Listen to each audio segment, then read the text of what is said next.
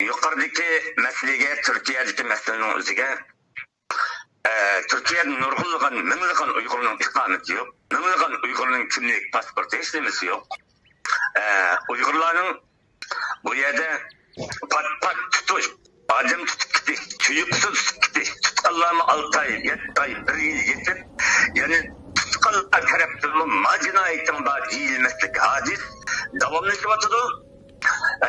Uygurların hemmeyen bir adamını tutup geçse yol ravan vakitte neksimin adem yavrulara geçip bu korkunçtan kutuluşa tırışıvatatdı. Hele hem bu korkunçtan içinde devam kılıvatımız. Yakında Amerika hükümeti Şangan halkının, Xitay komünistlerinin tutuvattan Şangan halkının Amerika'da bimalal panalını taksipini sungallıkının halkımız haberdar oldu. Ama Şangan halkının hemmenin kolda pasportu var. Tek elgi çıksa, panalını sunuptu. Ama Uygur halkının ehvali onundan mı eğer? Onundan mı kıyınçılık içinde? Türkiye'de tutuluş 4 yıldan beri toxtumedi. Fakat toxtumedi.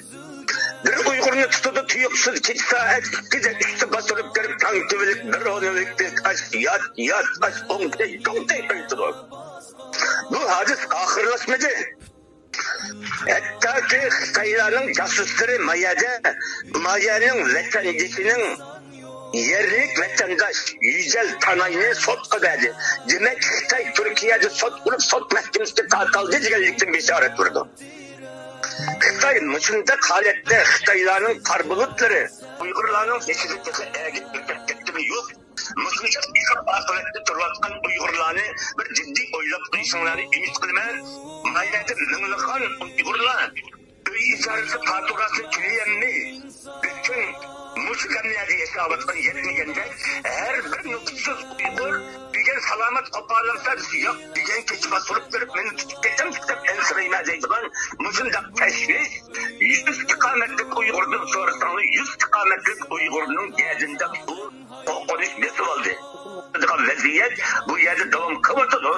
Şunlaşkan bu vaziyette bir hatime bir insanlarını Türkiye'nin Uygurlarını bir kutuldurup insanlarını Uygurlarını Türkiye'nin bir kutuldurup yollarını izin insanlarını ümit kılma. Allah'ın onlardan razı olsun.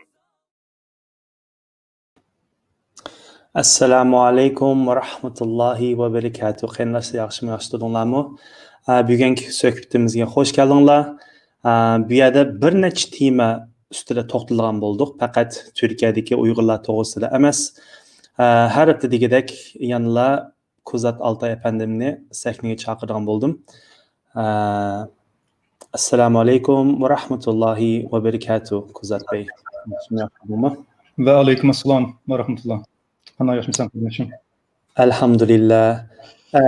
Abay degandek shu kun oldin ashta bir video pidai ekranlarda yaxshi bir savol o'tirib qo'yildi, bir reallik, lekin uni keyincha deyishirgan bo'ldik.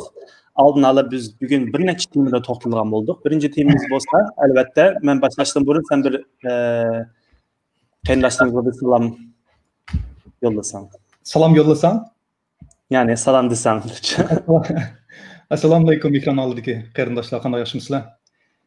Chiqishdagi sababimiz Uyg'urlar haqiqatan nurg'un ko'z qarashlarga yoki bo'lmasa tafakkur qilishga muhtoj. Biz bu yerda ham sizlarga bir narsa o'rgataylik deb chiqmadik. O'zimizning ko'z qarashini so'zlab Uyg'urlarni tafakkurga da'vat qilish uchun chiqdik. Chunki o'ylanib ish qilmasak, strategik ish qilmasak, shamol bo'ronininki yoki bo'lmasa hayajondan keyin kirsak, Uyg'urlarga foydali emas deb o'ylayman. Şimdi endi bu Amerika'daki saylan meselesi bor. Anamdan keyin Türkiye'deki meseleler bor. Uyg'urlarninki 2021 yildagi vaziyat qanday bo'ldi? Bu to'g'riliq ko'z qarashlarimiz bor. Gerçi men o'zim bir strategik siyosiy bir analiz bo'lmasammi, uchun bo'lganda 2 yilning yog'izi Uyg'urlarga xizmat qilayotgan bir inson bo'lish uchun bilan bilgilerim bor o'zim kuchliq. Shularni sizlar bilan o'rtoqlashmoqchi edim. Hazır abay deb o'tib ketdingiz deyim yo'q. Joe Biden herhalde futdi maduramqi saylamni hamma narsa aniqlab bo'ldi deb bilaman. Hammadan bizning Uyg'urlar ansirayotgan yerimiz, masalan, tarix qarsaqmi, bu liberal, ya'ni solchilar Uyg'urlar da'vo kelgan chog'da, Obama davrida ko'rdik. qo'llash yerida sustur, ya'ni ovozimiz bo'lib bermaydi. Hozir Trump davridagi ya bo'lmasa o'ngchilardek qo'llab ketmaydi. Men oldimizki 4 yil Amerikadagi Uyg'ur da'vosi. Sencha qanday bo'ldi? Bu Uyg'urlar uchun foydami yo bo'lmasa siyosat o'ynalamdiq yo bo'lmasa bostirib qolamdiq? 4 yil ovozimiz yo'q bo'lib ketamdi degandek nurg'un savollar so'ralyotdi qiyinlashlarimizdan. Eng avval deydiğim Amerika bir kanun devleti. Kanunun üstünlüğü, fikir ve bayan özgürlüğü, erkinliği, hem insanınki, özününki, kanuni, siyasi haklarınınki kanun tarafından qoğdulğanlığı tüpeyledin. Bu Amerika prezidenti kim buluşudun qat'i nazar. Mesela Arap devletleri, yakınmısa başka Türkiye devletleri qaraganda, mesela Kazakistan bolsun, Kırgızistan bolsun, Türkiye bolsun, Uygurlarına davası yenilemadı. Mesela Türkiye'de Uygurlarınki onçilik erkinlik yok. Palançı teşkilatga yakınmız, palançı partiye men yan basaydigan mecbur kaldı şununla. Şu tüpeyledin, mençe bu yerda avval birinci job oynayışdagi mesele kim buluşunun qat'i nazar Uygurlar hizmet kılamdımız. Bize bu şeyde Amerika'da milletke hizmet kılış erkinligimiz var. Hiç kimsenin Uygur'a hizmet kıldığın, Xitay'a karşı tutduğun da türmek solap koymaydı, Xitay'a vermeydi. Şuna Uygurlarını hiç kim tutuvanmadı. Uygurlarını hiç kim bağlavanmadı. Uygurlarını hiç kim türmüge solap koymadı. Siz kolunuzdan kelişçe bütün gücünüzden vatan, halk, millet için köreş kılın, kağını Allah'a verin. Kadem sizden, sefer sizden, zafer Allah'ın deyimiz koymasın. Şuna okşaş bu yerden arzu, armanını yakınımız özümüzdenki itikadını biz Joe Biden'a yakınımızsa Donald Trump'a bağlamayımız hiç kaçan. Birinci job Allah'a bağlayımız, ikinci job özümüz hareket kılışımız gerek. Kur'an-ı Kerim'de Allah deydi o bir millet özününki vaziyetini özgertmek durup Allah onun vaziyetini özgertmeydi deydi. Şu an bu yerda Joe Biden'ken Hızır aleyhisselam Amerika'da prezident bo'lgan taqdirdimi? Uyg'urlar yana biz uyda o'tdasak, namoyish chiqmasak, guvohlik bermasak, yaqin bo'lsa harakat qilmasak, o'zimizning milimiz va jinimiz bilan bu yo'lda kurash qilmasak, bu vaqtida kim bo'lishidan qat'iy nazar yana bizning davarimiz mangmaydi bu yerda. Bu yerda bir erkinlik yaqin bo'lsa qonunning ustunligi bo'lgan ekan, Amerikada mushlar bir sharoit bo'lgan ekan, bütün Uyg'ur kurash qilish kerak. Bu bir. İkincisi Obama davrida deb qoldim. Ben Obama davrida uyamning kirasini qanday to'layman deb men o'zim esimda bor, ayolimga bir tal Walmart'ın plastik terlik olib bersam, Uyg'urcha to'sha deymiz hamda, sapma cash. 6 dollarga. Qarab 1 yil kiydi qarashini. Qishni mashina kiydi. Shunchalik hozir o'ylsam yurgim og'riydi. Ko'kranlik sapma cashda esimda bor. Shunchalik darajada bechara vaqtimda o. Ben Obama davridani imxalamayman, bilmayman. Bu bir. İkinci meselesi Obama davriga vaqtida, u vaqtida Uyg'urlar hozirgidek chiq nüfus yo'qdi deb o'ylayman bu bir. İkincisi Uyg'urlarningki moddiy ma'naviy saviyasi bunchalar yuqori emasdi. Uyg'urlar yangi kelishga boshlagan, Amerikada texi o'quvchilar kelishga boshlagan, endi Uyg'ur nüfus ko'payib, bir jamiyat tashkillanib, endi u yerda piknik qilib, kebab yegil chiqib, to'y o'ynab degandek endi boshlanayotgan vaqtlar. Bu ikki. Üçüncüsü Obama vaqtida Uyg'urlarningki advokasi, lobbichilik hozirgidek yuqori pallaga yetmagan. Bu yerda hamma gunohni Obamaga, Demokrat partiyasiga yoki bo'lsa shu vaqtdagi hukumatga otib qo'yib, biz o'zimiz Xitoy Kommunist partiyasiningki shu vaqtda men hayron qoldim. Berib shu yo'g'on Xitoyningki nimasi borligi elchixonasi. Shuning oldida China life, people die, shame. E'laqin so'zlab baqirib ketib qolamizda. Ya bu Xitoylar kulib o'tirib chinik o'tirdi u yerda. Bu Obamaning nereden xabar var bizningki Xitoyning Kommunist partiyasiningki elchixonasining oldida 2 kunduz vaqirishimizdan advokasi degan narsani biz Xitoy Kommunist partiyasi qilmaymiz. Advokasi degan hozirga o'xshash Uyg'ur millatini orqaga agashtirib, majlisda, senatorda yoki bo'lsa nimalarda ish chekib, bizning Uyg'urimizning munda dadi bor. Qonun chiqaringlar, so'z qilinglar, Uyg'urlar uchun kurash qilinglar, hukumatga bisim ishlatinglar deb mundaq bir lobbichilik qilgan bo'lsak, anandan keyin qilgan lobbichiligimizdan keyin hozirgidek bir umumiy safarbarlik bilan agar Obama hukumati jim turib olgan bo'lsa, u vaqtda Obama hukumati nima qilsa bo'ldi. Ayni vaqtdagi Obama hükümetining Xitoy Kommunist partiyasi qarshi yumshoqligi ham davlatningki bir siyosiy bo'lishi mumkin, ham buningda Uyg'urlarning cho'ng mas'uliyati bor deb qarayman. Hamma gunoh Obamada emas. Obamani deyotma. Biden meselesi kelgan vaqtida. Men hamdaligi Biden to'g'riliq bir qancha maqola yozdim. Meni Bidenchi, hatto ba'zilari hazlaklar ham qo'llaydi. Men hazlak to'g'riliq ishga yig'iz gap qilaman hozir. Hazlaklarni qo'llaydi deganda gaplarni qildim. Men bunda da qarindoshlarım. Men hayatımda en çok bilgen içimden muşelam için can berishga razı deydigan siyasi lider Recep Tayyip Erdoğan. 2005'te Türkiye'ye kelgan vaqtimda Xudoyim shunchalik bir xitobat, shunchalik bir nutq qobiliyati ato qilganki, hatto men Mustafa Kemal Atatürk bilan Recep Tayyip Erdoğan'ın videosini yan-yana qo'yib qo'ygan vaqtimda Recep Tayyip Erdoğan'ninki tildagi fasahati, balog'ati va til qobiliyati, nutq qobiliyati Atatürk'ni Mustafa Kemal'dan necha qat besib tushirdi. Shunchalik darajada insonning yuragini titrakadek bir lider.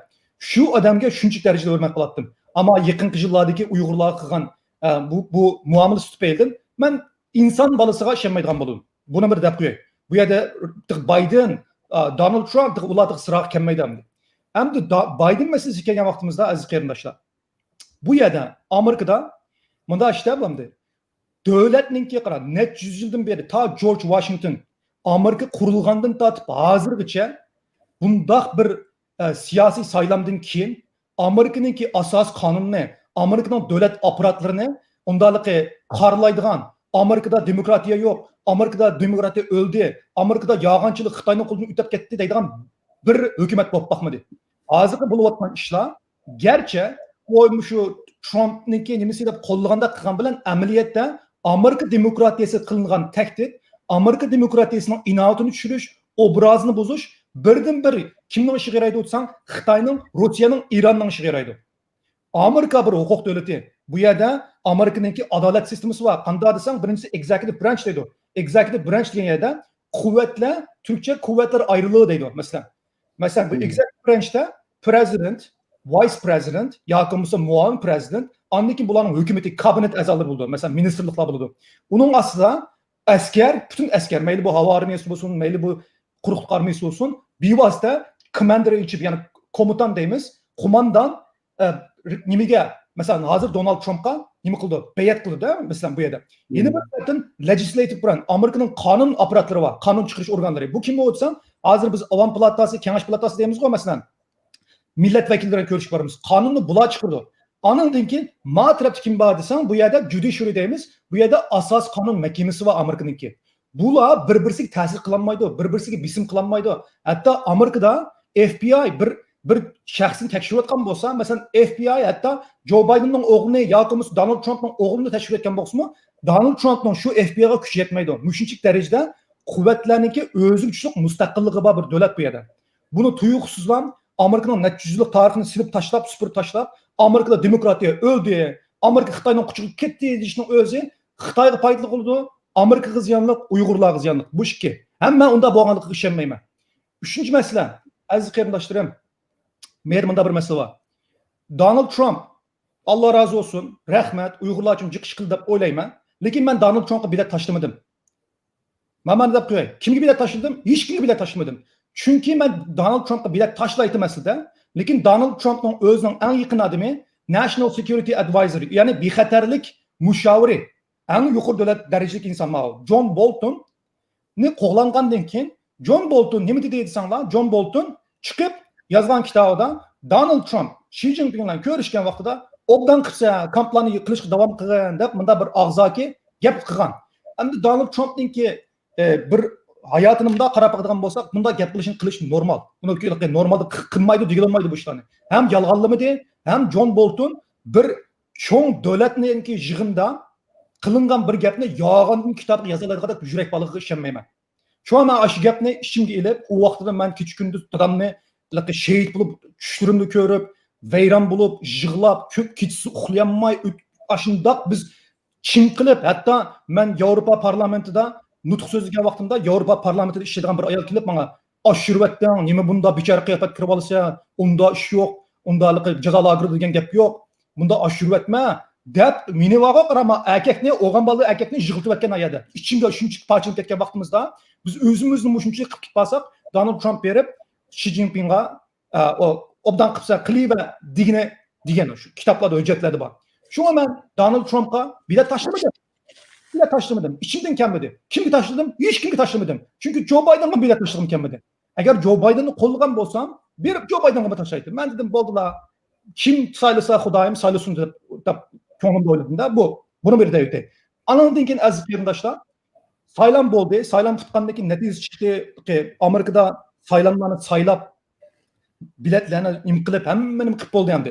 Hatto Amerikaniki o'tgan 14-sa rasmiy natijasini chiqarib qo'ydi. Amerika saylan mahkamasi rasmiy natijalarni noter deymiz Türkçe yoki bo'lmasa Uyg'urchada Xitoycha gunjung deymiz. Gunjung qildirib chiqadi buni. Chiqarganda shuni yozdim men. Yozsam sen Joe Bidenni qo'llaydi ekansan. Ey aziz qarindoshlarim, bir odam Havaraydan ma'lumot bergan bir odam uni tabiatninki qonuniga qarab, andan keyin fan texnik bilan o'g'illikka qor bo'ron chiqib, yomg'ir yog'di desa, "Bu sen qanday bir odam qor bo'ronga sen qo'llamsa, qor bo'ronni sen chiqaramsa, modihalloh ugal emasmi?" deyishning o'zi birinchisi dötlük yoki bo'lmasa axloqsizlik. Bunda döt olmaslik kerak. Bunda hissiyat jihatdan voy deb xuddi bir Amerikanınki demokratiyasi Uyg'urlarning qo'liga qoldimi? Sen Joe Biden tillasang Uyg'urlar bir foydaliqmi? Qanday nima ish qila olaysan masalan? Buning nima foydasi bor? Shunga men dedim, talash tortishni qo'yaylik. Bo'g'liq bo'ldi. Baribir qara, baribir Joe Biden prezident bo'ldi. Donald Trump agar 1-ayning 9-kuni chiqmasa, Secret Service deymiz. Secret Service Donald Trump chiqirdi nimadan? Aqsiraydan. Men 99% ishonchim bor qara. Joe Biden yana bir oydan keyin prezident bo'ldi. Agar bo'lmasa, Donald Trump bo'lsa, men inshaalloh pandemikdan keyin o'z xarajatim bilan butun Amerikadan Uyg'urlarga bekorlik ziyorat qilmayman. Masalan, lekin Donald Trump bu tugdi boshlar. Joe Biden chiqdi. Endi kecha kunduz Joe Bidenni tillasang, masalan men deyman-ku burun. Aziz qarindoshlar, shaytonni tillash ibodat emas, ish kerak namoz qilaylik deganga o'xshash. Bunda Joe Biden shayton deganim emas. Demakchi o'g'lim, biz aytgandan keyin Joe Biden tilganning o'rniga Uyg'urlar birlashib, o'mlashib, mushu yangi hukumat davrida Uyg'urlarningki siyosiy vaziyatini qanday qilib texim yuqori bellik ko'taraymiz deb kurash qilishimiz kerak. Men buni deb qo'yay aziz qarindoshlar. Joe Biden Amerikaning prezidenti bo'ladi. Siz qizil ko'sarni beshingizga kiyib, maydonlarda yugurib, namoyish qilsangizmi baribir bo'ladi. Buni sizning ishni qilib bermaysiz, buni bir oydan keyin ko'rishlar. Ammo bu degan Joe Bidenni qo'llaydi deganlik emas. Masalan bu Biden masalan kirmez. Masalan Disney'nin CEO'sini nima Amerikaning Xitoyda turishlik bosh elchisi qilmoqchi bo'lish to'g'rila xabarlar chiqyapti hamdi. Bu ba'zi Uyg'urlar, ba'zi tashkilotlar buni chiqib negativ yoki bo'lmasa chiqib yaxshi emasligini bir xil ifodalanyapti. Ba'zi nimalar yozildi, masalan press release'lar yozildi. Masalan buningga anonlikin Fransiya bilan Germaniyami ba'zi nima deymiz, investment yaptırım yaptırım Xitoy bilan yana bir hamkorlik, ya'ni ekonomiy jihatdan hamkorlik, bir trade deallarni, bir tijoriy nimalarni kelishimlarni qilishga to'g'riliq bir xabarlar chiqyapti. Bu odam kirmas. Prezident bular bo'lmas. Buni qanday qaraysan? Ben buni bunday qarayman qara. Bob Igerni hamda boshqalar qanchalik bildi o'qimayman. Bob Igerninki tijorat to'g'riliq biznes, ya'ni igilik boshqarish to'g'risida yozgan kitob bor. Men o kitobni o'qigan. Bob Igerninki master class deb bir platform bor. Shu yerda bergan bir darsi bor. Igilik boshqarish to'g'riliq. U darsni men to'liq olgan. Bob Igerni men ham shaxsiy tanimasam, taniyman deb boshqalarga qaraganda kerak. Bob Iger ayni vaqtda kim bilan ait yaqin alma şirketinin qurguvchisi Steve Jobs'dan ait yaqin, hatta Steve Jobs'ın Pixar qo'nchoq degan shirkatni setib olgan.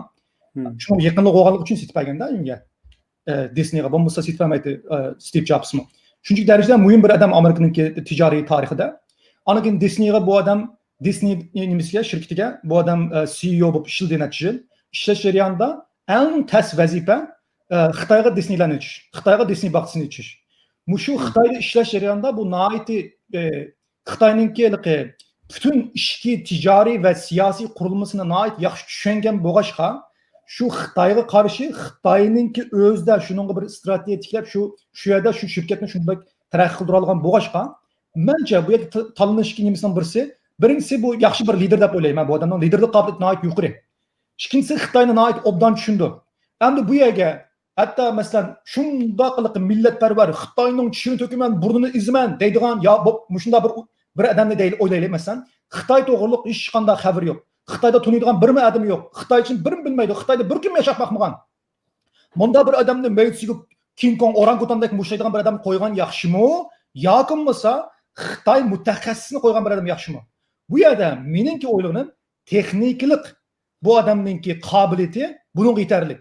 Ama aqida jihatdan Xitoyga sitilib ketmaganmi? Bunların hammasi suiqasd nazariyasi. Masalan, Türkiye'de Doğu Perinçek var. Xitoyga sitilgani aniq. Recep Tayyip Erdoğan'nınki Xitoyga uçuk qaşqari qilinmasimi yuşun alda desteklagandagi aniq. Bu aniq o'tirib chiqib bo'lgan narsa. Buni isbotlanish ketmaydi, isbotlaqliq. Ammo nima bor bu yerda? Bu Bab Igor to'g'riliq isbotlangan, o'tirib qilgan bir Xitoyga yan bosadigan, Xitoy uchun Amerika hukumatini sotadigan bundaq bir ish qilgani yo'q-ku. Bular o'tirib chiqqan vaqtida anan deyish kerak. O çıkmaylamsan Xitoyga yan bosadigan deyishning o'zi xato bu. Şuna biz mesela bundan insanlar bilan anavval Uyg'urlar berib ishkini chekib, xat yozib, bizning o'zimizninki millatimizning dard va arzu armonlarini bu odamga deyishimiz kerak. Tillashdim buni. Hozir men Doğum Perinçekning gapini ismini tilga oldim. Hozir bu odam qo'rqmay, mushu mesela o'tganda PKK nim bo'lsa, Uyg'urlar shu deganda qo'rqmay diyalaydilar mushu gaplarni. Lekin men hayron qolganim albatta bizning Türkiye'de Uyg'urlarimiz tartishishga, anan keyin buningga so'z qilishga, bir munozara qilishga chaqirgan bo'ldi. Lekin men hayron qolganim iqtidorda bo'lgan hukumat bu odamning so'zini sening gaping xato yoki bo'lmasa bir kenarga chiqib qulqini tatgan hech qanday yeri yo'q. Aksincha men ashla bo'lsa demakki bu odamning hisobda qo'llagan deb hisob bo'ldi-da mushu gaplarni. Hamdi mında shu qo'llaganlik emas. Bu odamninki hukumat hozirgi hukumat Doğu Perinçekning qo'lqini tortish uyoq tutsin. Hozir Doğu Perinçek hukumatning qo'lqini tortilgan bir vaziyat bor Turkiyada. Doğu Perinçek qanday oldu etsan qara. Men hamda buni tepimsan bo'ladi, lekin Amerikada bir professor bor, ayni vaqtda Türk nimisida yargısida ishlagan, Turkiyalik sotchiligida ishlagan. Bir yil Doğu Perinçekni sotlagan bir adam bor. So'roq tatgan, shu ayrim o'ylarda o'tag'iz qo'yib, menga yozgan xatida Doğu Perinçek shaytonga o'xshaydi. Ko'rsang bir xil chiroyini ko'rsang shurkinib ketsa deydi. Shunchalik darajada gapqisangmi, tikan bo'lib bir iymoni bor bir odam gapqisa, shunchalik darajada qo'rqinchli bir shaytoniy bir insi jinda bu endi. Bu Doğu Perinçek bir vaqtlar Mavchi bo'ldi, bir vaqtlar kommunist bo'ldi, bir vaqtlar Kürtlarninki bo'libmi PKK'ni qo'lladi bu. Ayni vaqtlarda 60-70-yillarda. Anan keyin tuyuqsizlam askarlarni qo'lladi. Askarlar u vaqtida islomga qarshi. Ondan keyin tuyuqsizlam islomistlarni qo'llab hozir Tayyip Erdo'g'anning odami bo'lib ketdi. O'g'u mayli. Bu turmida Ergenekon çünkü Hrant Dink'ninki ölüm vakası Danıştay'da, Türkiye'nin Danıştay'da saldırısı var. Ben bağın yıllarda Danıştay'da bunu insanlar atkızıp etken. Nurgun Türkiye suikastlar, Nurgun Narsa'da bu adamınki kolu bağlayıp oylaydı. Şunu bu adam ne bula? Kolu bağlan, turmu ditip atkan. Lekin o vaxtın neyim bolduysan, 17-25'te Türkiye'ninki bazen işler oturup çıkkandan keyin Türkiye hükümeti bunu turmuden kutuldurup çıkıp u yerda bir erish bo'ldi. Bu yerda bir imzolash bo'ldi. Bu odamni Turkiya hukumatı o'zi qilmoqchi. Hozirgi Recep Tayyip Erdo'g'an hukumatı. Lekin tuyuqsizdan 5 kun tushgan vaqtida Maguyni turmudan chiqdi. Bu hukumatni yo'qtiman, Erdo'g'an yo'qtiman degan birinchidan mushukdi. Tuyuqsizdan Erdo'g'anning eng yaqin odami chiqib bo'ldi. Anandan keyin mana qadamma-qadam mushkunlar keldiqman. Masalan, Turkiyada qara, Ali Babajan Türkiye'ninki iqtisodining AK Parti davridagi iqtisodning eng gullangan vaqtida Türkiye'nin iqtisod ministri bo'lgan bir adam Ali Babajan. Nima deydi o desang? Doğu Perinçek iqtidorininki hozirgi hukumatninki o'rtig'i yoki bo'lsa sheriki davlatni tang boshqardi. Ahmet Davutoğlu hozirgi Doğu Perinçek hukumatni boshqardi deb musha deydi-da. Endi bu odamlarning meni Quzat Altayni bosh ver, meni gapimga ishonma. Ya ama davlatni boshqargan Türkiye'ninki iqtisod ministri bo'lgan odam, Türkiye'ga boshbakan bo'lib ikkilisi birisi o'ng mo'rsini bersa Erdo'g'anga, birisi so'l mo'rsini bergan odamlar. Mushlajini da'vatida hukumatni burnini yetlab menvatida Doğu Perinçek deb. Shunga bu yerda Uyg'ur masalasi kichikdan bir masala. Doğu Perinçekning oldida. Doğu Perinçek hele o Uyg'ur masalasi ekan. Doğu Perinçek Turkiyani boshqaryapti hozir. 0.2 deymiz-ku endi. 0.2% oy bilet olgan bir odam Türkiye hukumatini boshqaryapti hozir. Bu chiqib hele o Uyg'urlar to'g'riliq gapirdi, hukumat qulqini tortmoqda desa, Erdo'g'an mening deganimni qiladi. Masalan, bu shuni dedi TV'larda. Erdo'g'an hozirgi hukumat men nima desam shuni qiladi deb dedi televizorda. Erdo'g'an bir og'iz gap chiqmoqmadi. Ey, men ummatning lideri, Osmon gibi ko'kraydigan insondan Ma adam televizorga chiqib, hukumatni men boshqaraman, Erdo'g'onni yer tutsam, yer turdi, ayar tutsam, ayar turdi deb televizorlarda dedi. Desa Erdo'g'ondan g'ing chiqmadi mesela. Bunda masala bor. Hatto Turkiya hukumatini doğupinchek boshqarayotgan bir yerda Uyg'ur masalasi kichik qolib qoladi buni oldida. O'zing o'ylab baq. Bir necha yil burun Türkiye'de ATV, Show TV, Kanal D, bunu bütün kanalları açsan, ettiğinden keşke Recep Tayyip Erdoğan'ı gördün. Hazır bütün kanallarını aç. Doğu Perinçek hem kanalda, kanaldakilerine bunun için gittiğini anlamasan, sualını toğuz sormasan, ben senin kanalına çıkmayayım cuma da bunda korktu tutduğun dereceye. Öyle bak. Türkiye'de Devlet Bahçeli var, Ali Babacan var, Ahmet Davutoğlu var, Kemal Kılıçdaroğlu var, İYİ Parti Meral Akşener var. Bunların hepsi partiyenin liderleri. Başka imler var, bakanlar var. Hiç kim Doğu Perinçek'te televizyora çıkmaydı. Bu ettiğini keşke televizor muşunda geçirdiğim bir adam. Bunun küçüğü nereden geldi? Şuna aziz arkadaşlar, bu yerde suikast nazarı nasıl bu? Türkiye'nin kuluk evagan, Türkiye'nin Xitay'ın akı baktısıga aylandırıp etken bir vaziyette biz Uygurlar nemiş kılışımız gerek? Bunun keyin bişimizin kumgu tıkıp bu alileri çok yaşa, Ertuğrul Bey'im çok yaşa dep meyadılığı dumbak çıkpaysa keşke usvayda vermeye karan. Mani hazır biz itiraf kılışımız gerek. Uygurlarının ki siyasi vaziyetinin ki davalgış vaziyeti turbatkanlıkıga, Türkiye'deki Uygurlarının bexatarligini biz bütün dünyada itiraf kılıp bütün dünyaya anlatılgan bir vaziyet gitip geldik hazır. Bunu biz kubul kılmasak olmaydı. Ya ben kiselemezse bitip alsak, ertögün ölüp gitişimiz mümkün bizniki. Ma kiseler davalaydan yerga ketdi. Davalaştın burun itiraf kılışımız gerek bunda bir kiselerden bağlılığa. Ha, bugün biz şu ana timimizga keleyli hazır. Anç-munç kirgan boldum. Şu günün aldıda pidai ekranlarda Abdullah Qaracim akımız nayeti bir dadılıq bilan yaxshi bir sual, yaxshi bir gaplarni qildi. Men chiqadim, abay bu videonun beshidimi shu akimizning gapi bo'ldi.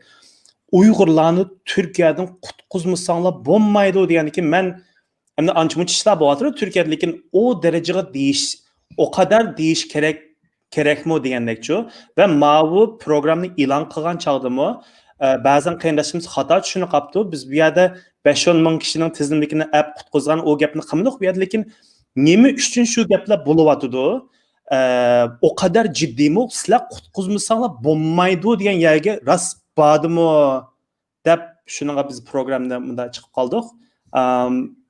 Buyurun. Bu bunda bir işte birincisi o temani hamda salliqi yanıltıcı deymiz o Türkçe.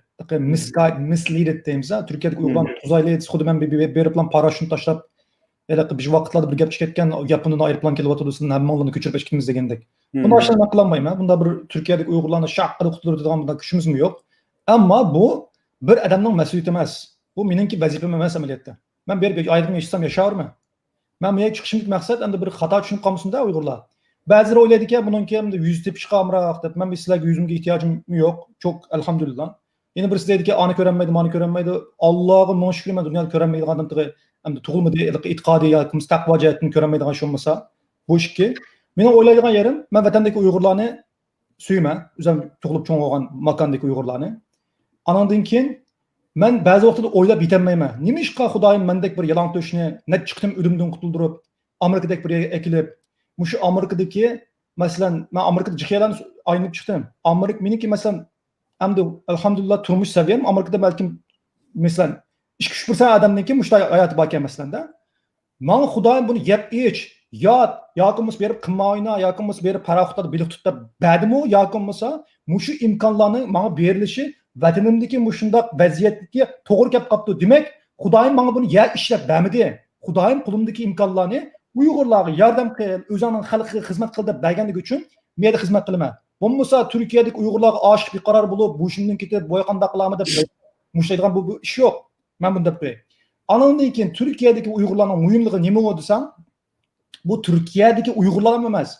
Bu Türkiye'nin özünün Uygurlar için mühimliği, Türk halkının Uygurlar için mühimliği ve şu an vatandan kalsa vatanda en cık yaşayan Uygurların ki Türkiye'de ikenliğini köz tutup Türkiye Uygurlarının ki bunun kiyinki Uygurların kelgüsü diasporadaki Uygurların siyasi kilaçkide mühim rol oynadığını köz tutup ben bu Uygurlara endi qulamdan kelish qilsam deydigan bir nimam bor. Bo'lmasa bu yerda bir aqalsonliq bir ammo ko'nglimni gapni qilib hech kimga oshiq bir qaror emasman. Buni deb qo'yay. Anından keyin Türkiye'deki mesele hakkında bu yerda bexatarlik meselesi deymiz hamda bir akımız çıkıp dedi.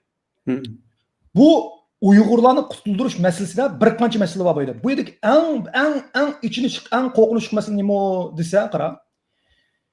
Suriyaga masalan Perinçek nima dedi? Uygurlar Suriyada urush qildi, 30 ming odam bor. Bular PKK'ning bo'lsa shu. PKK degan kim o? PKK degan 30 ming Mehmetçik Türklarning askarini qatl qilgan bunda bir tashkilot. 30 ming Türkni qatl qilgan, necha yilning yog'isi Turkiyani qon qaqshatgan bir tashkilotga Uygurlarni shularga o'xshash deb shaytonlashtirishi bu nihoyat qo'rqinchli bir ahvol. Ammo Türk Suriyada Uygurlar bormi yo'qmi? Bor. Nereden geldi? Biz bunu ne çıktınız? Bu qara, ma vatanda Recep Tayyip Erdoğan efendimizin Türkiye'ye vatanga bağlandan keyin aşağıda bir Türk baharı çıktı bizim vatanımızda. Andan keyin Xitoy zo'lab pasport berib, bularni zo'lab chiqib, bu qilib, necha yuz ming Uyg'urni o'tkazdi. Andan keyin chegarani taqab, sudg'ani tutgandan keyin mala qaytanmay, ani qilib qolganlarni İstanbul'un orta yerinde davur zulunlarla, dumbaq nimalar bilan Uyg'urlarni Suriyaga avatdi. Mesela bu yerda Milli İstihbarat Teşkilatı'nınki bunun bilen kulu bağ mı yok mu? Kandaksı kulu yok. Bir 30 bin adam hazır hayatke, 10 bin adam öldü dedi. 40-50 bin adam çıksa bir devletin haberi yok mu bu işten?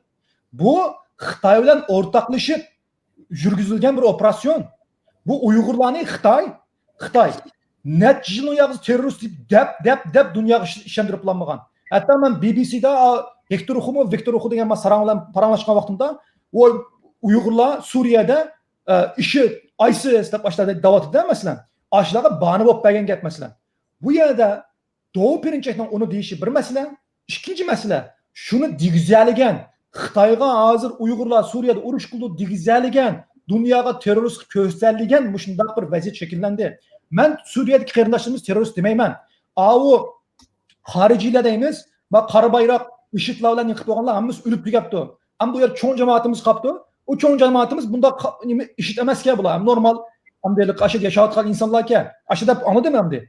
Uladı mı hem de Hudayim kutkusun ulanı. Allah yolunu açsın. Hudayim buları vatan halk için, insaniyet için hizmet kılığına yol açsın. Ama bu yerde kanda bir vaziyet şekillendiysen hazır meyli Avrupa olsun, meyli Amerika olsun, muşu Suriye'den iki mesele tüpeliden Uygurların ilişkinin korkaydıgan bir vaziyet şekillendi hazır. Bununla hazırki Türkiye hükümetininki, Doğu Perinçek'ninki çoğun imzası var bu işte, bu operasyonda. Xitay məqsidi etdi. Menin en ensireydiğim. Aşındaq birisi dariş güzüp Avrupa'nın bir yeri bir aşıp kalsa, ötken rehinağa okşaş. Uygurlarınki hazır Xitayga bayram, Uygurlarga matem buludu. Mesela, şuna bu mesele var. Meninki en mühim dediğim hazır, Türkiye'deki Uygurlar birincisi siyasi cihetten, dini cihetten muşundaq teşkilatların bek uzak duruş gerek bu bir. İkincisi Amerika'ya karşı işkandak garip devletlere karşı ala Bekçivazke, mala Hristiyanke, mala ındake, mala mındake deme özünüzdeki imanı bilen yapılışım başlarına imanıga söz kılmam. Anandan keyin meninki o Suriye'deki çoğun cemaatin kütüdüğünüm aziz kerimdaşlarımız sizlerninki ta'lim terbiyeleringlarda Xitayni birinci düşmanga oturup koyup Xitaydan başka düşmanımız yok. Garip devletleri, demokratiya, Amerika, İsrail'e to'g'ri gap qilmanglar. Bizning onun çolumuz yok, küçümüz yok. Hazır fakat Xitayga qartinglar. Çünkü eğer sizlar çoğun cemaatni işit turib Amerikaga qarshi, garip devletlere qarshi, İsrail'e qarshi xalqinglarni ishit tursanglar, Uygurlar mında ekan deb hazır Uygurlarning Avrupaga chiqish yo'li to'silib qoladi ve Uygurlar Xitoyning oqibatsiz qaynab qolgan Turkiyadagi bir yerda Uygurlar texim qapsilib qoladi. Şuna bu meseleler var. Üçüncü mesele en mühimi nima desa, hazır mesela ötken qitim o vatandaşlık vaka satkan vaqtida oturup çıkan vaqtida o Şinjan Xaldi deb chiqib qo'ymishlar mesela. O bizni ait xo'shal, hukumat bizni tutmaydi. Bunda tutulgan yok, qo'lga oldigan ishlar yok. Bizning vatandaşlığımız chiqdi deb bunda dumbaq nag'ir dumbaqchilib bunda usul o'ynayotgandan keyin buni Yevropadagilar mı gördü? Bunu Amerikalılar mı gördü? O vaqtda Uygurlar bay yaşayıptı. Qoni to'q, kiyimi бүтін deb Xitoy Gongsandan deydigan bir gap qilyapti. Bunda olgandan keyin nima deb ekanimiz bularni degan bir vaziyat shekillandi. Biz masalan buningdan keyingi bir qancha yilda mayli Yevropada bo'lsin, mayli Amerikada bo'lsin, mayli Kanadada, Avustraliyada bo'lsin, bütün dünyadaki Uygurlar, Türkiye'deki Uygurlar to'g'ri gap qila olishimiz kerak. Türkiye'deki Uygurlar bexatar emas. Türkiye'deki Uygurlar yabancılar şöbesida yoki bo'lmasa Xitoyga qaytarib o'tish markazida so'roqliq, Turkiyada Uyg'urlarni birdan akil tutdi, birdan chiqarib qo'ydi. Masalan, akimiz degan gaplar, Turkiyadan zinnat kulturasini qaytarib o'tdi. Turkiya Doğu Perinçekninki oqibatsiz aylanib qoldi. Uyg'urlarniki bexatarligi yaxshi emas deb butun dunyoga ishontirishimiz kerak. Dunyoga ishontiradigan vaqtimizda andan keyin dunyo deb ma Turkiyadagi Uyg'urlarga bir yo'l ochayli, malar ko'ngil bilaydi, ma'mu bir insoniy krizis ekan deb, xuddi ayni vaqtda Turkiyadagi Suriyalarga ko'ngil bo'lgandek, ayni vaqtda Suriyalikda Germaniyaga borgan vaqtida Germaniyalik xalq ammasi shu poysansiga chiqib kutib oldi emassan. Chavoqlar quchoqlab bir Uyg'ur nashar qilib baxtimi? Bir Uyg'ur nashar qilib baxtimi? Biz shunday bir vaziyat shakllantirishimiz uchun avval Turkiyadagilar va Shinjon Xodifan deb naqsh etishni tashlab, Turkiyadagi tutilib ketgan, qirilib ketgan, sitilib ketgan, yo'qolib ketgan butun Uyg'urlarning tizimligini chiqarib, Turkiyadagi ovozini chiqarib, dunyoga Türkiye Uyg'urlar uchun bexatar emas degan bir narsani shakllantirish kerak. Buni shakllantirmagan vaqtimizda aşağıda kundu usul o'ynab bombaqcha yursak, Uyg'urlar boy yashayotganda hech kim ko'ngil bo'lmaydi bunisiga. Bu bir Quzat Altayning yoki bo'lmasa bir tashkilotningki berib plan ayirlanib qilgan ish emas. Buningga necha yil vaqt ketdi buni yo'l menish uchun. Şu kunki oldingi suhbatda masalan u akimizning qo'ygan yemisida masalan shu Hong Kongdagi Xitoylarga ba'zi davlatlarda maxsus qonun chiqarib bizning davlatimizga kelsa biz turishliq ya'ni permanent resident ananiki u permanent ya'ni turishliq iqomatini berib o turishliq iqomati to'shqis bo'lgandan keyin vatandoshlik ola oladigan ishlar bo'yitibdi Shanghay'dagi Xitoylarga.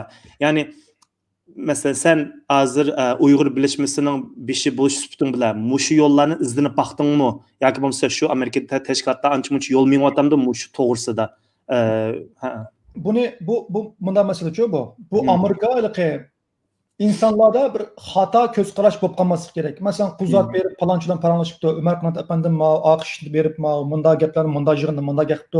Amerika qara bir qonun davlati. Bu yerda herkes bir adamning bir adam bilan bo'lgan munosabatda tuyuqsizdan bir yig'indan chiqargan bir qarorlardan bir ish bo'lmaydigan narsa emas. İbayman degandek bütün organlar, hatta immigration deymiz, Amerika Ko'chmanlar idorasi bo'lsin, Department of Homeland Security davlat bexatarlik idorasi bo'lsin, bu idoralar hammasi mustaqil harakat qildi o'z oldiga.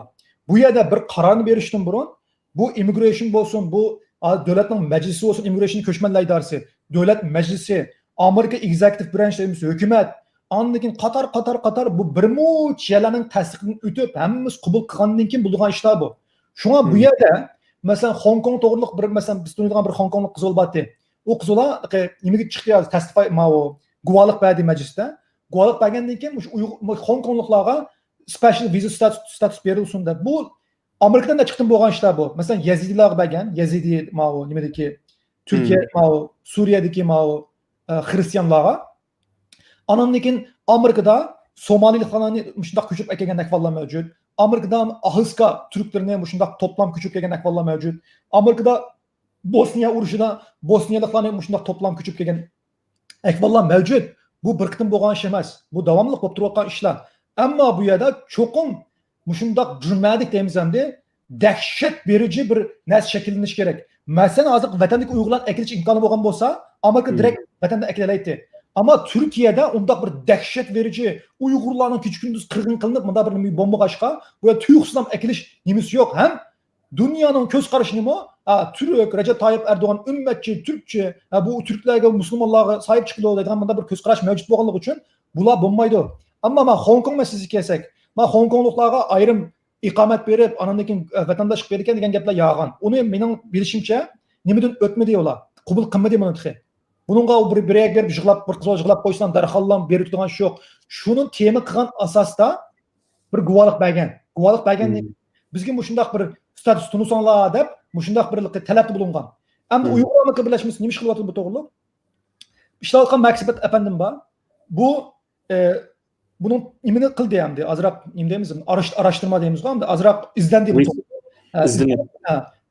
DOD Department of Homeland Security'ga hakkımızda tashqi ishlar ministrligi insonlardan bu davomli ko'rishib turdi. Ko'rishgan vaqtida shu Uyg'urlarning vizmasi to'g'riliq davomli so'z qiladi. Bu bir biz demaydigan gap emas. Ammo bu yerda buningga ayrim bir nima lozim? Bir guruh of inson lozimda buningga bir odamning kuchi yetmaydi buningga. Hozircha buni deyishyapti. Hozir 2021-yilga men yana bir Maxning qishiga o'zim ikkinchi bir shaxsni oldim.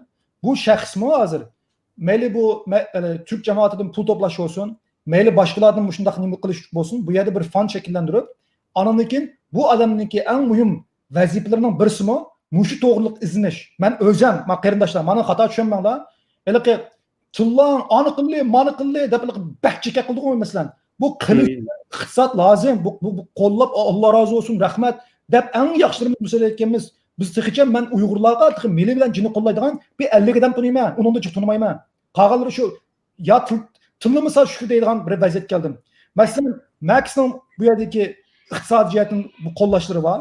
Anladın bu ikinci şahsı ben özem iş kaldım. Bu adamda özem işletim. Bu iki şahsın işletiş için 200 milyon dolar pul gidiyor bir yılda. Ama bularını koyup mu şunda iş kılıvatımız hem de kanda kısım buludu yine. Mesela ben yine kanda pulum boğan bolsa ben yine çıkarttım mesela. Bu yerde bularını kılış için sistematik, sistematik bir grup insanlar lazım. Bular küçük gündüz bu Kuzat Altay bu işini bilmeydi ben bu işini eklemez. Bu ama bir üçüncü tudahon, ben tudahon kıpran demeyimiz. İşini bildiğin, siyasetten, kanundan, Washington DC'ni düşündüğün, bu hatta uygulamaz bular. Muşundak adamlardan bir 5-6 adamın iş gelip, qaranglar, bir adamın maaşı 100 milyon dolara toktaydı. Anandakin bu adamlarını küçük gündüz muşunun yolmansa anandakin bu ümit şeklinde. Mesela ben 2 adamın iş kaptım ha. Ayda bir merkez var, o merkezi ayda 10 milyon dolar bir kadar tölevatımız mesela. Hop degan Uygurlu bakken mesela. Ben şunu anladım mesela. Bu yerde qarindoshlar iş qilmayotdi deganlarga biz ish qilyapmiz, kecha kunduz ishlayapmiz, qo'limizdan kelishcha qilyapmiz. Ammo o'tirilib anim deb ani qilmaydi, manim deb mani qilmaydi. Qarindoshlar mashina benzin bilan mangdi, da'vo mantan emas, pul bilan mangdi. Bütün qarindoshlarimiz mushunda bir nima kelgan vaqtida, ha Quzat ishkidan sen olsa, 3-chisini biz yapirli. 3-ni sen olsa 4-ni yapirli degan vaqtida anamdagi qaqshi bo'ldi. Bu yerda bular hamda qaytib kelaylik. Ma adam vazifasi Xudoyim buyursa yeni hükümette yaxshi yerning birisi ama o. Elki her bir yaxshilikda bir yomonlik var, her bir yomonlikda bir yaxshilik var, her bir qiyinchilikda bir osonlik var degan elki nima bo'lgandi bir oyat bo'lgandi. Aslında o'xshash bu Joe Biden demokrat biz andaq mundaq degan bilan Joe Biden'ninki mushu köşmenler siyasi nayt kengri buldu. Köşmenlerge karşı turmaydı, köşmenlerini kollaydı. Bunda bo'lgandan keyin cho'ng shamoldan bizim o nima qilamiz, foydalanamiz hamdi. Buni Uyg'urlarga ham yordam emas. Bütün köşmenler siyasi yaxshi bo'lganligi uchun Uyg'urlarga foyda bo'ldi. Donald Trumpning bütün köşmenler qarshi bo'lganligi uchun Uyg'urlarga köşmenler siyasi jihatdan foyda bo'lmaydi-da masalan. Bu masala bor. Shunga Donald Mao yeni hukumat davrida inshaalloh hamda yo'l menib mushundaq bir ishni shakllantirgan vaqtimizda bir tarafdan Turkiyadagi Uyg'urlar o'zining bexatar emasligini isbotlasa bu bir. İkincisi Türkiye'deki Uygurlar pro-Amerika, Amerika'nı kollaydigan, Amerika'nı suydigan, g'arb davlatlarini suydigan, g'arb davlatlarini kollaydigan mushundaq bo'lgan vaqtida, ammoki biz miyadan yo'lmangan vaqtimizda agar mush ikkisi tang bo'lib bir kuni buni balkim 10 yil yo'lmanib bo'lmasligi mumkin. Bu yerda cho'qimlan men otdim nishon otdim degan gap yo'q. Chunki bizning qo'limizdagi ish emas bu. Bizning qo'limizdagi imzo emas. O'zining davlati bo'lanki. Shunga biz qo'limizdan kelishini qilamiz. Anandan keyin bir kuni mushundaq bir narsa shakllanib qolsa, yeni shu Turkiyaga berib, kim nima ish qilgan, kim ayni vaqtda Twitterda nima deb Amerikani tilmagan shu ishlarga qaraydi o'ynar. Ashning qarab, anandan keyin mushundaq bexatar ekanligiga ishonilgan insonlar inshaalloh keladi deb o'ylayman. Bu kelsa Uyg'urlarga menga foydasi yo'q, ama Uyg'ur davosiga foydasi bor deb o'ylayman. Xeyr. Mening boshqa savolim tugadi. Halsam inkaslarga qarab baqsang, oldigan savollar bo'lsa, gap so'zlar bo'lsa, degan bo'lsa masalan. Bekçik inkaslar tushib ketdi. Inkaslarni ko'rib olmadim hamda. Mening demoqchi o'g'lim qarindoshlar. Mao 2020da mao yeni bir gapni unutib qolibman deb qo'yay. Men yine dedim ha, ben Joe Biden'ni qo'liga tutsa emas, ichimdan ma Joe Biden'ni qo'llaydigan bir nima hissiyat shakllanib baqma demanda. Donald Trumpning haliqi kamplarni quriva degan gapga qarata men Donald Trumpga bilet tashlamadim. Ammo meniki Donald Trump haqida o'tkazgan ba'zi o'zim deb mushunda deb o'ylayman, ojizona xato bo'lishi mumkin. Men bir siyosiy omil emas. Men bir o'tirapli mushunda bir Uyg'urlar uchun ish qilib deb o'tirib chiqqan odam. O'zimning ojizona tafakkurim bilan shuni his qildim. Donald Trump gerçek kuchli lider, tamg'a mushlaydigan, mushunda qilgan bir harakat qilgan bir odam bo'lgan bilan Donald Trump davrida bu NATO, Shimoliy Atlantik Aktiv Tashkiloti nihoyat ojizldi. Shimoliy Atlantik Aktiv Tashkiloti 2 dunyo urushidan keyin Amerika, Rossiya Xitoy va Eronga qarshi qurilgan nihoyat kuchli harbiy bir siyosiy tashkilotda bu. Bu Donald Trumpning vaqtida Donald Trump masalan Birlashgan Davlatlar Tashkilotininki inson haqlari nimasidan chiqatdi masalan. O nim paydasi yo'q yerdan chiqatgandiki Xitoyning qo'li qoldi u yer. U yana masalan shir yo'q o'rmonda maymun podsho degandek, u Amerika bo'lmaganligi uchun Donald Trump yamanlab chiqatganligi uchun achada Xitoy qancha o'ynayotdi. Amerika bo'lgan bo'lsa ashada o'ylab baq. Voy ma nima ish qilyapsa, aqasing deydigan bir odam bo'ladi. Ammo u yer yamanlab chiqishi Uyg'urlarga dahshat ziyonli bo'ldi. Birlashgan Davlatlar Tashkilotining. İkincisi, Avrupa'da şu Donald Trump'ın özününki meyli bu micazi olsun, meyli bu siyasetini tutkan yolu olsun, hemmedemge bir xil şunda popan micazi boğaşka, Avrupa İttifakı Amerika'nın jıraqlap ketdi. O vaxtın qara, manda. Men Avrupa'ga badım, qarindishim, Avrupa'da bütün devletlerin şunun başını bilen bağımlısan poyuzdan şunda bir asasen ayrılıp çıktım. Bu Avrupa qaramdı. Bu vatanning cho'ngligidan sal cho'nroq bir şey Yevropa. Bütün Yevropa davlatlarini qo'shib kelsan. Ba'zi Yevropa davlatlari bizniki kucha naysizmi kichik, ashunchalik darajada. U yerga berib men Yevropada Xitoyningki siyosiy va iqtisodiy kuchiga qarshi mundaq tik tura oladigan bir kuch ko'midim. Agar Amerika hozirgi hukumatni tutgan yo'li bilan Yevropani o'zini ishtirib olsa, bu Yevropa nega boradi? Bu Yevropa Xitoyga qarshi o'z yolg'iz kurash qila oladi. Demak, Amerika gerçi Xitoyga qarshi hozirgi hukumat davrida vang gap qilgan bilan Alloh rozi olsun rahmat. Çok teşekkür ederiz. Ama bunu yolg'iz atning chingi chiqmas deb hozir Xitoy bilan roburo birga bir yolg'iz qolib qoldi. Ammo Joe Biden davrida mening o'ylashimcha Shimoliy Atlantik Aktiv Tashkiloti qaytadan kuchlantirdi. Amerikaning ittifoqdoshlari dunyoning har qaysi joylaridan Amerikani qo'llaydigan davlatlar qaytadan Amerikaning atrofida şekillenildi. Meyli bu Kanada olsun, Avustralya olsun, Yim olsun, Avrupa olsun. O vaxtda qanday bo'ldi desam, Amerika bilan Xitoy mundal urushadigan yer emas. Amerika boshchiligidagi davlatlar, bütün g'arb demokratik davlatlar bir sak o'tib, Xitoyga qarshi sistematik bir şekilde bisim qiladigan, meyli bu iqtisodiy jihatdan bo'lsin, meyli bu boshqa jihatdan bo'lsin, Xitoyga bisim qiladigan bir vaziyat shakllandi. Shunga Joe Bidenning chiqishi qop-qarsi qilam. Bu Xitoyga setilganlikni aniq ko'rmadik biz. Hozir hukumat bo'lgandan keyin bu boshqa o. Prezident bo'lgandan keyin ko'ramiz. O vaqtda agar Joe Biden Xitoyga bossa, men yine chiqib Joe Biden tilayman. Menga Amerikada turma kiritgan şey olsa, qo'rqmayman Joe Biden tanqid qilaman. Ammo ko'rmadik. Mening o'ylagan yerimda yangi hukumatning davrida Amerikaning atrofidagi uyushgan g'arb davlatlari Xitoyga qarshi texnik unumli zarba beradi. Bu vaqtda Amerikada chiqqan qonun loyihalari, masalan, Xitoydan mollama deb Amerika qonun chiqargan bilan Kanada eliversa, Avustraliya eliversa, Turkiya eliversa, Yevropa eliversa hech qanday foydasi yo'q. Agar Amerika chiqargan qonunni Yevropa ittifoqi chiqarsa, Avstraliya chiqarsa, Kanada chiqarsa, ma Xitoyning bir bulunga siqishgan. Shunga Xitoy bilan robro ilish va o'g'an bola deb maydisi chapam bilan mushishgan davlat bu balans chaylanonki, sen shans mushashgan ish emas bu. Strategik bir ish bu. Xeyr. Qarindoshlarning bu haqda bekmi savollari jiq emasga, boshqa to'g'risida savollari borga. O keyin shu temalarda ayrim to'xtamiz. Oxirgi gap so'zlaring bo'lsa alay. Bo'lmasa qarindoshlarim savol tashlasanglar bo'ldi, yo bo'lmasa naq maydon o'sanglar bo'ldi. Oxirgi yurak so'zlaringni olsak, andan keyin asta-asta yetpasak bo'ldi, boshqa savollar bo'lmay qolsa.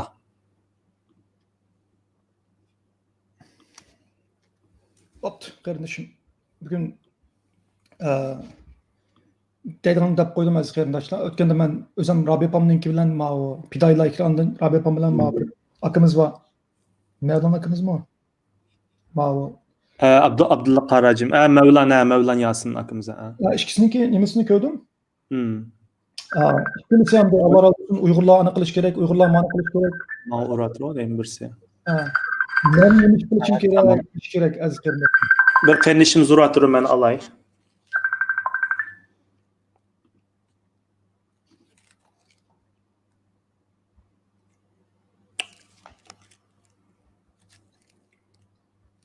Men uray.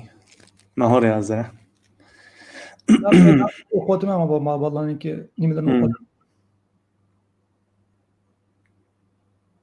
Men degandek Turkiyadagi Uyg'urlar diniy jihatdan bo'libmi shu Amerikaga qarshi, Yevropaga qarshi so'zlamlarda Pek tek kalınlar aziz kardeşler.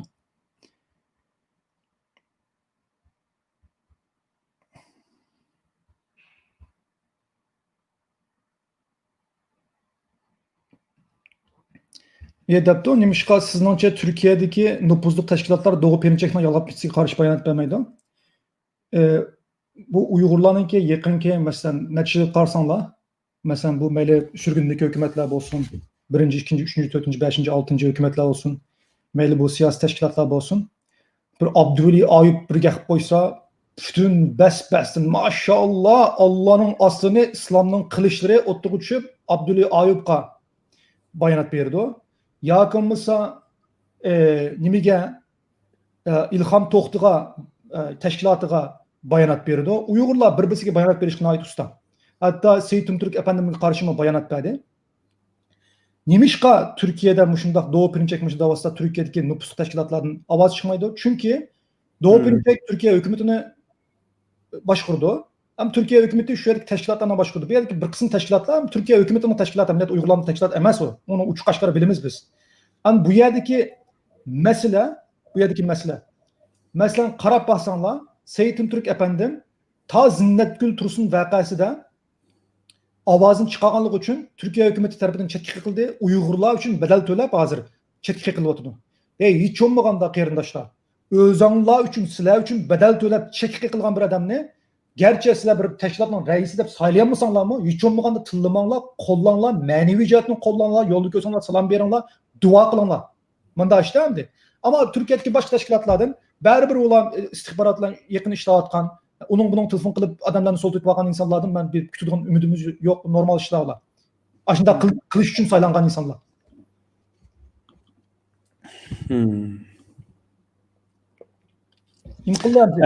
Eğer bir sual düşüptü. Türkiye'deki ki ben bu sualın cevabını bilemeyim. Lekin so'rab bakaylı. Türkiye'deki vatandaş bo'lganlar mı bir xatar mı deb so'rabdi. Bence Türkiye hem de manda işte hem de birincisi magep yaxshi bir sual bo'libdi. Türkiye'de hozir Türk vatandaşlarına bir xatar emas. Çünkü Türk vatandaşlarına telefon qilib palanchi hükümetni yaxshi ko'rmaydisan, Türk vatandaşlarına ekitdi. Bunun vatandaşlığı Türkiye'de tug'ib cho'ng bo'lishi, ayni vaqtda AK Parti'ninki bir adam bo'lishi. Bu yerda Amerika to'g'riliq eng yaxshi ko'radigan ish nima desa, bu Amerikaning qishi ko'ziga oshiq bo'lib qolmadik. Amerika qilib turgan Amerikaning davlat sistemasi, huquqninki qonunning ustunligi.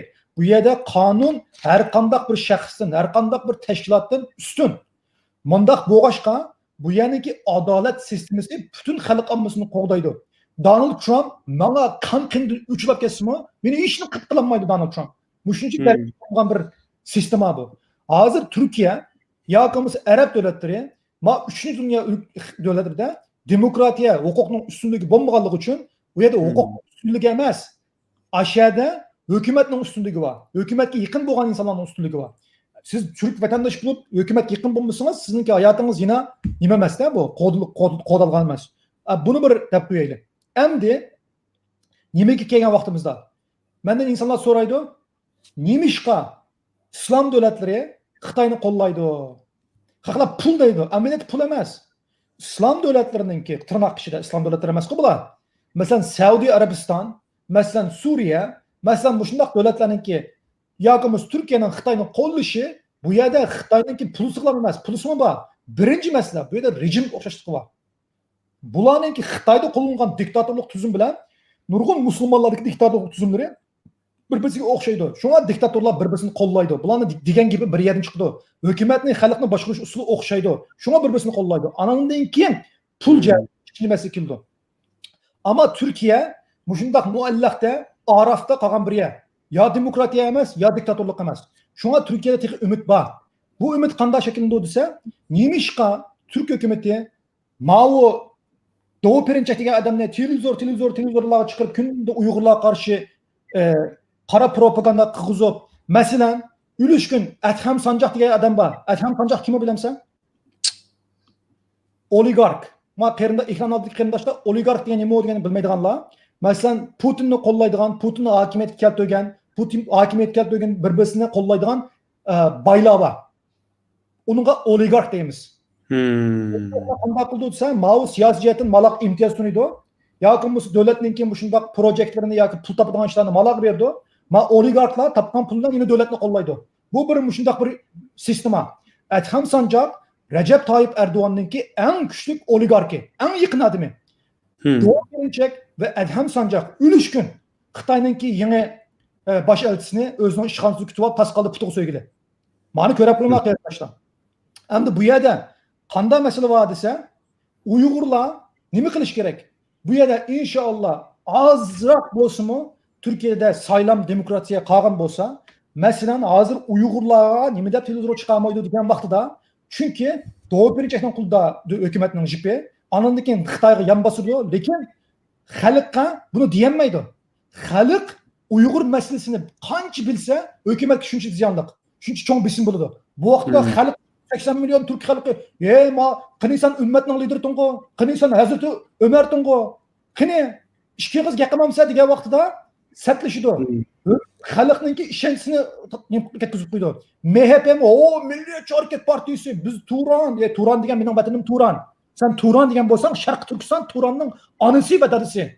Bir yig'iz gap qilinmaydi. Kashqishim shundoq o'ttirdi barmoq sangiltib. Va unda modini qolgan ishlar ular. Bular bir yig'izini gap qilmaydi. Nima o desa, agar mushular xalqimiz 80 milyon Türk xalqiga biz dadimizni anlata olsak, bu Türk xalqi anondikin hukumatga besim qila olsa, Allohdan qo'rqmagan hukumat xalqdan qo'rqib, chunki bu yerda saylam biletlar bor. O'ziniki qo'llayotgan insonlar bor. Ashning deb bo'lsa-mu, Uyg'urlarga oprab chiqlanmaydigan bir vaziyat keltirdi. Shunga hozir masalan 2 oyning ichida 80 mingga yaqinlab qoldi mening Instagramda qo'llovchilarim Türkçe maqola yozyapman. Maqolasi bola men avat bilan ko'rib turibman, agishinglar. Anandan keyin 1 millionga chiqarmoqchiman bunu inshaalloh 1 yilning ichida. Nimishqa? Chunki biz 80 milyon Türk xalqiga Uyg'urlarning davosini anglatsak, 80 milyon Türk xalqi hukumat qancha bo'lib ketsin Uyg'urlarni satmaya deb ikki qiz gap qilsa, hukumatga bilsin bo'ladi. Bu vaqtda hukumat aram xudo, rahat satanmaydi Uyg'urlarni. Nechun bu shuni qilish qo'limizdan keldi bizniki? Xeyr. Başka inkaslar var mı? Mirzat debdi, Amerikadagi bir uchun siyosiy finallik hal bo'lmagan Uyg'urlarning masalasini hal qilishganlik uchun qanday xizmatlarni qilyapsan? Maxni men ish qildim. Max kecha kunduz ishlayotdi.